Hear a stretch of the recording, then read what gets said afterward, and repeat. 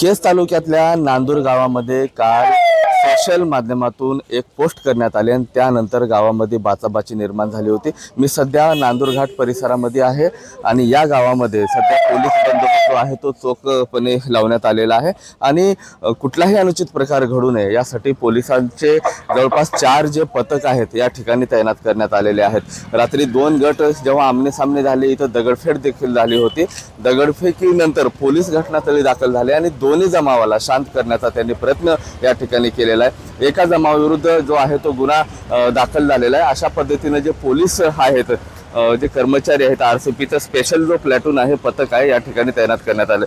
Oasis फर्टिलिटीच्या तज्ञांनी IVF उपचार पद्धतीद्वारे 1 लाखांहून अधिक जोडप्यांना मातृत्व प्राप्तीचा आनंद दिला आहे। मोफत अपॉइंटमेंट बुक करण्यासाठी आजच संपर्क साधा। माझ्यासोबत इथले स्थानिक पोलीस स्टेशनचे पोलीस निरीक्षक प्रशांत महाजन साहेब आहेत। साहेब, काय नेमकी घटना घडली होती काल?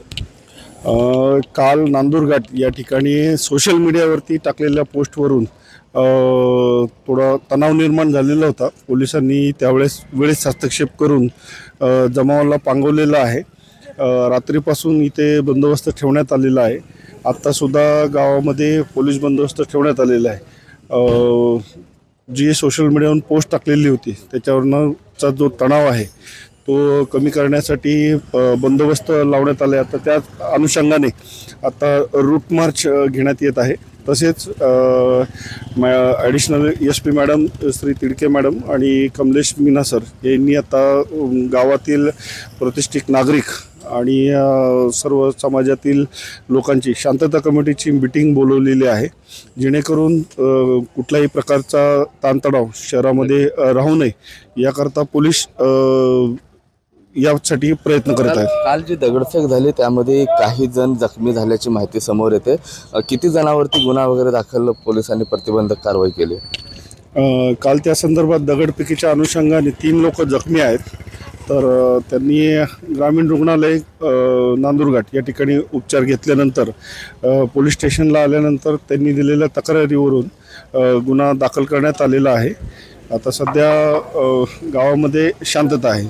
नक्की सध्या गावामध्ये शांतता आहे। काल जी दगडफेक झाली होती दगडफेकीमध्ये 3 जे लोक आहेत ते किरकोळ जखमी झालेले आहेत आणि काही जणांवरती गुन्हा दाखल करण्यात आलेला। अशा पद्धतीनं पोलीस फोर्स आहे आणि गावामध्ये आता रूट मार्चचं देखील आयोजन करण्यात आलेलं आहे। कुठलाही अनुचित प्रकार घडू नये यासाठी बीड पोलीस जे आहे ते सध्या तरी आपल्याला सतर्क पाहायला मिळतात।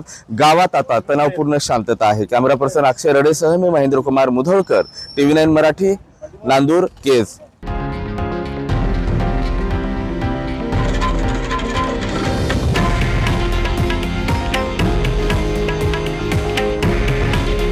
हे आहे देशातील नंबर 1 न्यूज नेटवर्क आणि आपण पाहत आहात TV9 मराठी। काळजी तुमची, हित महाराष्ट्राचं।